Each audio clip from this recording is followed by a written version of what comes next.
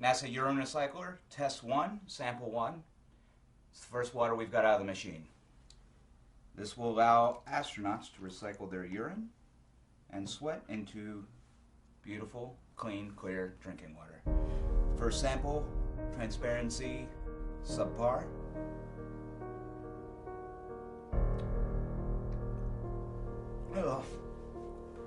Oh, that's just piss. That's just straight up piss. A group of social criminals, these people in the space program. Nassholes, I call them. You're the one who said you walked on the moon when you didn't. Calling the kettle black if I ever thought of it. Saying I misrepresented myself. Away from me. You're a coward and a liar and a thief.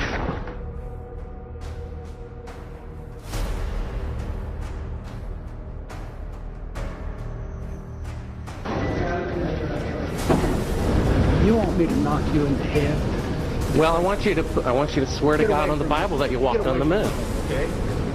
If you walked on the moon, we're given the opportunity to swear to God that you walked on the moon. I'm going to give you the opportunity to get the hell knocked out of you if you don't leave me alone. So why don't you just put the end to the record in the argument, then put your hand on the Bible, swear to God you walked on the moon. Mr. Several, knowing you, that's probably a fake Bible. Well, you're talking to the wrong guy. Why don't you talk to the administrator in NASA? We're passengers. We're guys going on a flight. I don't hit people, but you're going to be on the deck unless you get... I'm heading out. I appreciate it. And get the hell out of the house. Well, I take your stuff and get the fuck out. Why don't you quote me and say it's bullshit? When the shadows in Iran, I don't give a damn about all that shit. Shit of lunar orbit being falsified. Being falsified? Correct. We've got an unedited tape from a source at the Johnson Space Center. Totally nonsense.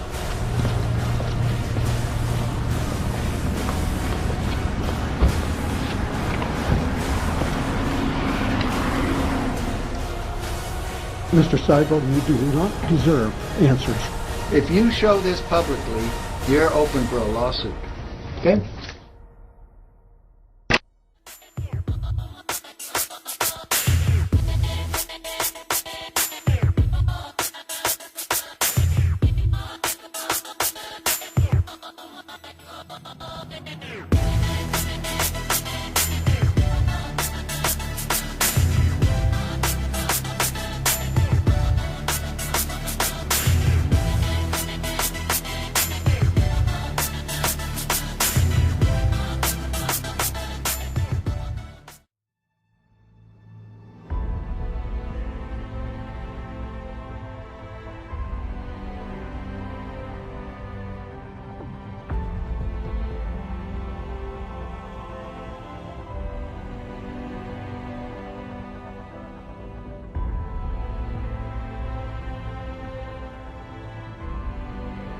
You search images of Earth from space, you're gonna see that image. I mean, why would you have fake images and computer animated images of Earth when you can have the real thing? So basically, when you search Earth from space, you should see all real images of Earth from space. Like, everybody thinks NASA does science, so why wouldn't you see that? No, you get this. Ribbons of imagery. Why would you need to do that? Because there's supposed to be satellites past low Earth orbit. Why can't you just take a fucking picture?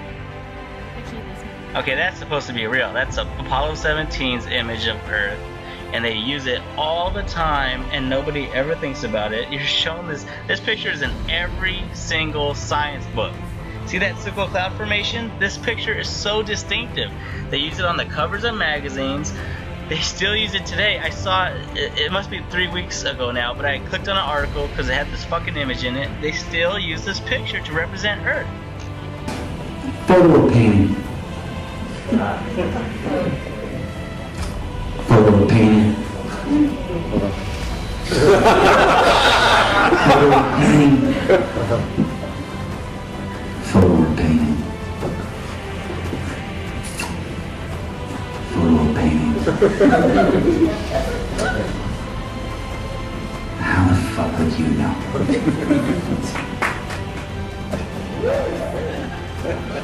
That's an official photo from NASA. Black Boss, how many people think that's a photo? But of course, other people think this is bullshit. Oh, this is Pupatipia. This is a distant planet of Venus. As you can see here, you can see all the crater textures on my shirt.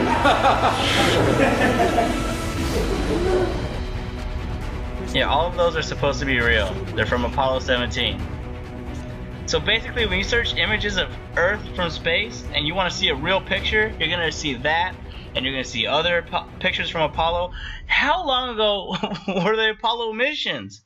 And then you go to recent shit, like, what's it called? The Blue Marble 2012? It's a fucking composite. It's not a real picture. And they admit it. They tell you it's a composite. Simmons' job is... It's primarily taking data and making pictures out of it. That's what this is. A composite of data sets from several different instruments translated into a picture. So she said composite. Now, when you search images of Earth from space, even though everybody thinks NASA does science, they're on the cutting edge of science, they're exploring the solar system. When you search images of Earth from space, you should see real pictures of Earth from space. And you're not going to see that. You're going to see composite after composite. You could go to the Blue Marble series. You're going to see composite after composite. And they can't even make you at least 100 images of Earth from space. They don't even bother making 50 or 20. They don't care. They don't have to show you other images of the Earth. They just don't have to do it because nobody questions it. There it is. This picture is in every single science book. It is fake as fuck. And they keep using it because it is supposed to be real. Unlike their composites, which they don't use very often, they use this one. In between each orbit. So some of those are painted on. It is photoshopped, but it's has to be. Yeah, of course it has to be. Sort of simulate the atmosphere. And fuck you. There are no pictures of Earth from space.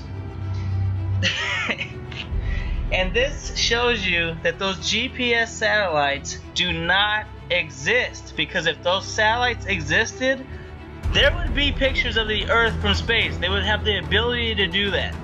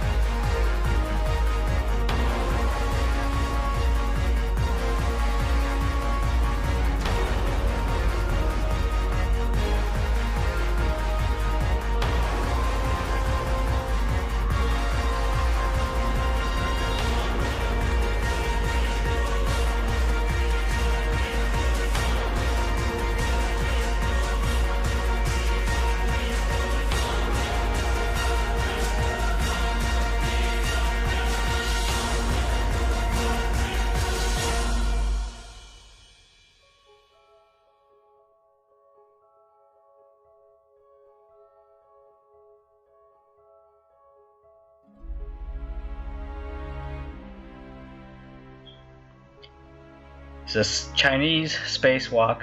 A bubble rises in the pool. It's complete fraud. Here the helmet gets hit on the International Space Station and a bubble rises into the pool.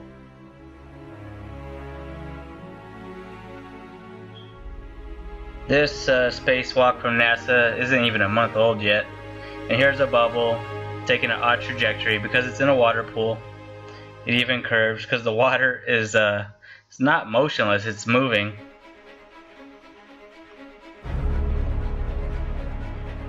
And here on the International Space Station, they once even got caught with a scuba tank in space. It's ridiculous that they get away with this shit.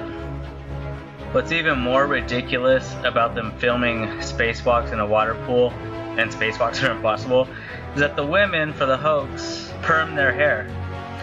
Here she's in front of a blue screen, and the background is not moving. The cable is completely still. And in real life, there would be airflow in the space station. The space station would be making adjustments that would not stay fixated. It's just a screenshot. And they just put it in the background. It's blue screen.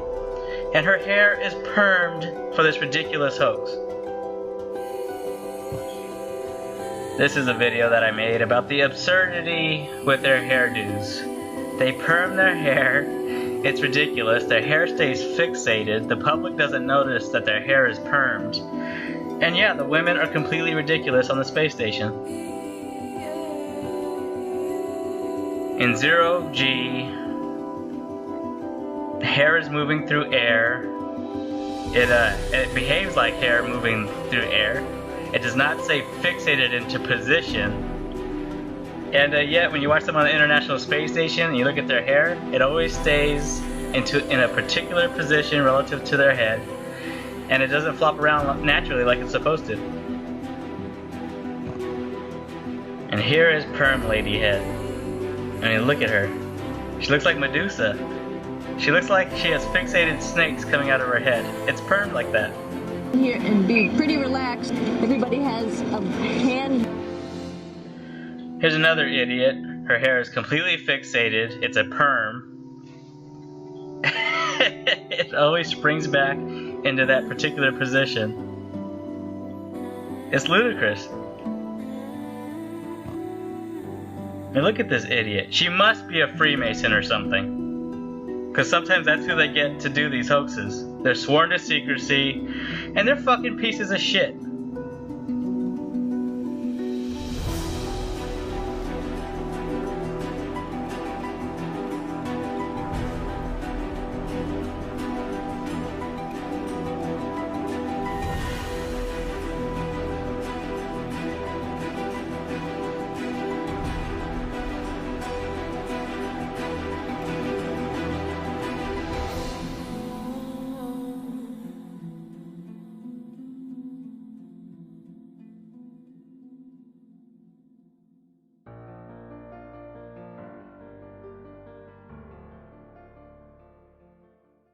He was a national hero and was likely to be the first man to walk on the moon.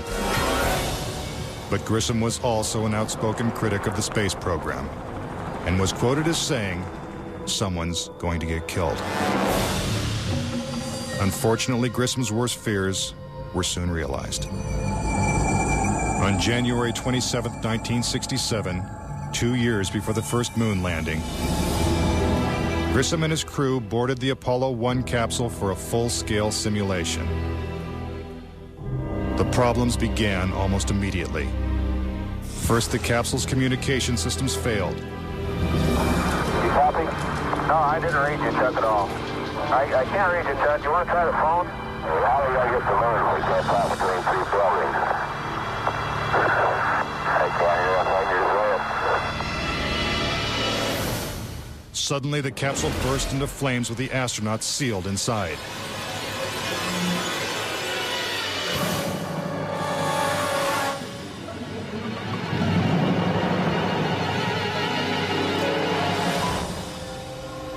Tragically, Gus Grissom, Ed White,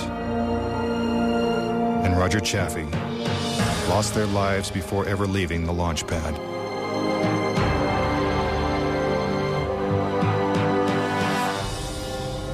Gus Grissom's family believes the Apollo 1 fire was no accident.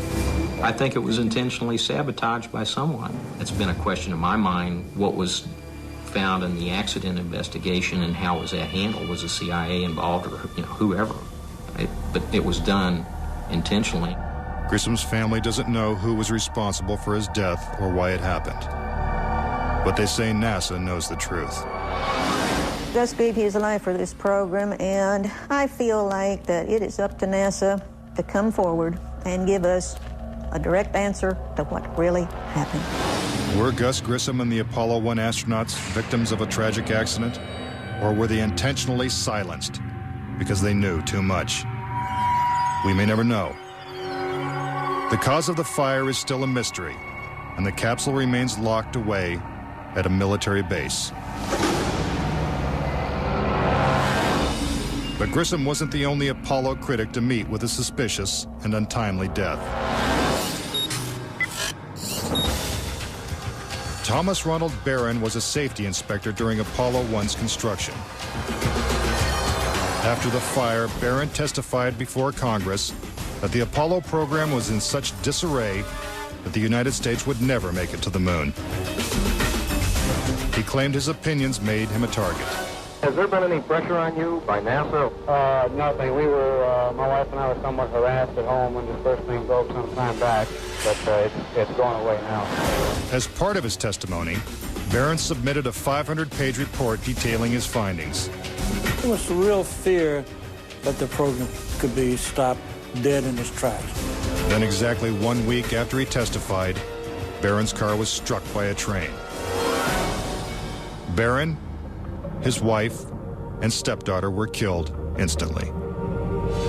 I believe that Thomas Ronald Barron was murdered because he had the truth to tell about the Apollo project. Barron's report mysteriously disappeared, and to this day, it has never been found. Between 1964 and 1967, a total of 10 astronauts lost their lives in freak accidents. These deaths accounted for an astonishing 15% of NASA's astronaut corps. To keep something that's a lie wrapped up and covered over, you've got to eliminate all the people that can talk about it. We now realize that perhaps the reason Neil Armstrong has never given an on-camera interview is because he doesn't want to lie anymore. What threats may have been made upon such honorable men or their families to possess their reluctant cooperation and later ill feelings towards perpetuating this still darkened hour in American history? NASA's highest-ranking official, James Webb, resigned without explanation just days before the first Apollo mission. Why, when he was on the threshold of achieving the greatest accomplishment of his career? All 3 Apollo 11 astronauts also resigned shortly after their return. On the 25th anniversary of the event in 1994, Neil Armstrong made a rare public appearance and held back tears as he spoke these brief cryptic remarks before the next generation of taxpayers as they toured the White House. Today we have with us a group of students among America's best. To you we say, we have only completed a beginning. We leave you much that is undone. There are great ideas undiscovered, breakthroughs available to those who can remove one of truth's protective layers. It is clear from these rarely seen color television pictures that the crew of Apollo 11 brought a high-resolution color video camera with them on their mission. Yet the only pictures broadcast live from the moon's surface were these from a low-definition black and white camera. In fact, the networks complained because in addition to this, they were forced to shoot the images, second generation, off of a projection TV of the technology of 30 years ago, and were not even allowed to take a direct feed, which further degraded the quality and clarity of the images. From an analytical standpoint, photographic anomalies have to be sought out with an understanding of lighting and shadows. The most straightforward is simple. When objects are lit solely by the sun, as all the scenes on the moon were said to be, after all, lighting equipment was not only impractical, it was unnecessary in bright sunlight, then all shadows, regardless of the landscape, will run parallel with one another and never intersect, as shown by this example. In these seldom seen photographs, obtained from a rarely used auxiliary NASA archival site, it is clear that these scenes were lit with artificial light. These shadows, which are cast at different angles, are evidence that a second light source is being used. In addition, the sun would not cause an isolated hotspot like this, only an artificial light would. Again, intersecting shadows and another hotspot. And again. And again. In this magnification of an Apollo photograph, a rock, very likely a papier-mâché prop because of the crease here, is categorized with the letter C. In later releases of the same picture, the letter is gone, probably airbrushed out. On the moon, the astronauts' only source of light was the sun. They had no extra lighting, no flashes or things like that. Yet in this photograph from Apollo 14, the shadows are cast in different directions, suggesting multiple light sources. The shadows cast by the rocks in the foreground should have been east-west, like the LEM shadows. And in this photo from Apollo 17, again the shadows are pointing in different directions. Outside in sunlight, shadows always run parallel with one another, so the shadows will never intersect. Conspiracy theorists say it's not just the shadows that indicate the use of additional lights, but what has been photographed in the shadows. For example, here's an astronaut who descends into a huge shadow cast by the lunar module. Yet his entire body is still visible. How is it that he is not shrouded in darkness? Here's the same maneuver from another Apollo mission. Again, the astronaut is brightly lit in what is obviously dark shadow. And in this picture, the sun is directly behind the astronaut. His figure should be a silhouette. Yet even the smallest characteristics of his suit are recognizable. It seems like he's standing in the spotlight. And I can't explain that. That escapes me. Why? And finally, in this picture with the sun behind the lunar module, the front of the craft is clearly visible. The words United States are crisp and clear. How could these backlit pictures be so detailed? It's because there's more than one light source, which means they're not on the moon. It has been estimated that as many as 20% of Americans believe we never went to the moon. Is it really possible that NASA deceived the world? According to a former astronaut, it's entirely possible. Regarding the Apollo mission, I can't say 100% for sure whether these men walked on the moon. Bill Casing was an analyst and engineer at Rocketdyne, the company that designed the Apollo rockets. There were many problems that evolved during the 60s that led people to believe that we're never going to make it to the moon.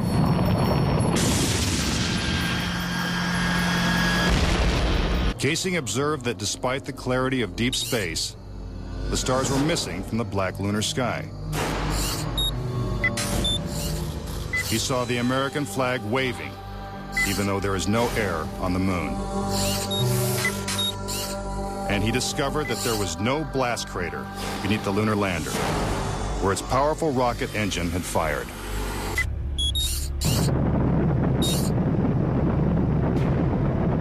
The noise level of a rocket engine is up into the 140, 150 decibel range.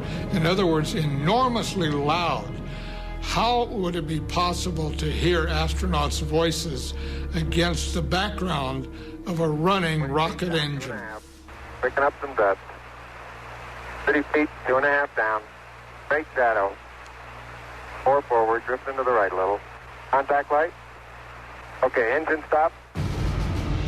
Is this evidence that the footage is actually fake? A sequence shot in a controlled environment here on Earth? Just months before this historic landing, a prototype LEM was flight tested at Ellington Air Force Base. While NASA cameras record the test flight, Neil Armstrong struggles to control the unwieldy craft. Then, at approximately 300 feet, the lander flies wildly out of control. At the last second, Armstrong ejects.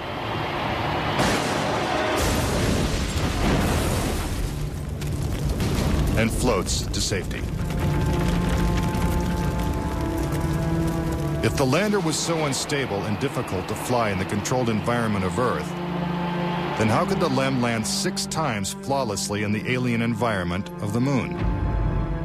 The LEM had a single engine mounted dead center, and then they had little push jets, thruster jets, a couple of them up on top.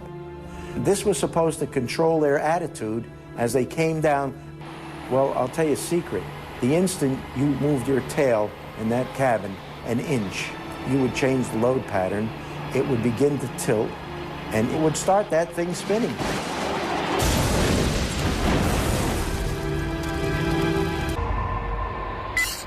The fact that there's no blast crater under the LEM is one of the most conclusive pieces of evidence that I find supporting the hoax. In fact, no sign of a blast crater is visible for any of the 6 lunar landings. Yet NASA's own scientific illustrations clearly depict a blast crater. Then there's one other point. If they had truly landed on the Moon, this dust would have then descended on the lunar lander, on the foot pads, and we find not a trace of dust on the foot pads. In the footage of the ascent stage going up, what you don't see is an exhaust plume coming out of the rocket engine nozzle. What a ride, what a ride. But what do we see? We see the ascent stage suddenly pop up without any exhaust plume whatsoever, as though it were jerked up by a cable. It's absolutely unreal. Although it appears that the astronauts are moving in the Moon's gravity, which is 1/6 that of the Earth, Percy notes that when the speed of the film is doubled, the astronauts appear to be running as if in Earth's gravity.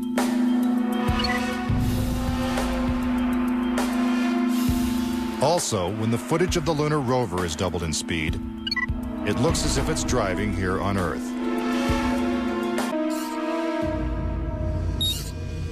If there is no air or wind on the Moon, why is this American flag waving? The fact that the flag flaps on the Moon where there's no atmosphere means that there must have been a little blast of wind out in Area 51 where they shot this. These 2 photos seem to have the same mountain backdrop, yet the lunar module is only present in one of them. Seemingly impossible, since the LEM never moved and its base remained even after the mission. What a ride, what a ride. Some suggest the same artificial backdrop was used when shooting 2 entirely separate pictures.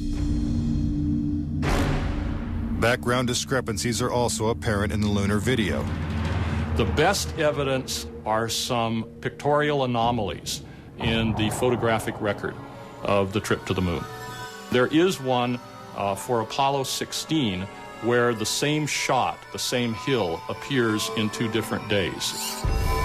This tape was shot on what was reported to be the first of Apollo 16's lunar excursions. But it couldn't pick a better spot. And this video was from the next day at a different location. That is the most beautiful sight. NASA claims the second location was 2.5 miles away. But when one video was superimposed over the other, the locations appear identical. For reference, crosshairs were permanently etched into the lunar cameras, so they would have to appear on top of every image. But in this photo, a crosshair is behind a part of the lunar rover. This situation is impossible and has to be the result of technical manipulation and doctoring of the image. And in this photo from Apollo 11, the equipment in the foreground is covering the crosshair, not behind it. And in another from Apollo 12, the American flag is covering one crosshair, and the astronaut is covering the other.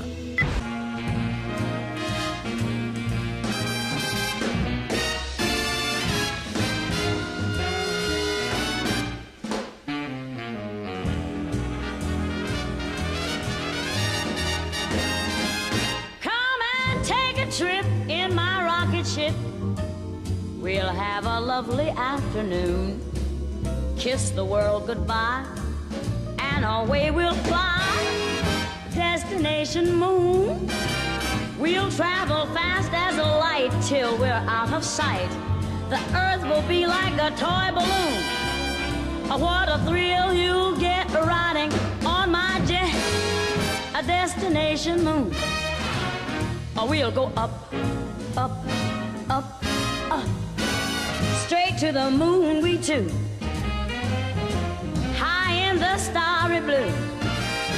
I'll be out of this world with you, so away we'll steal in my space mobile, a supersonic, a honeymoon.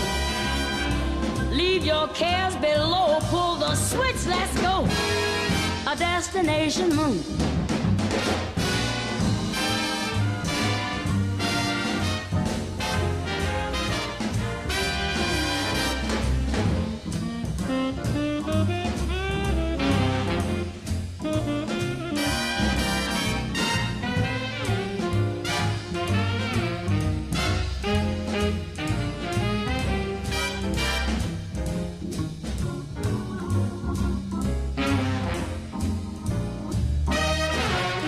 We'll go up, up, up, up, straight to the moon we two. We'll be high in the starry blue. I'll be out of this world with you, so away we'll steal in my jet mobile, a supersonic, a honeymoon. Leave your cares below, pull that switch, let's go. Destination. We're flying high up in the sky. Destination, destination moon.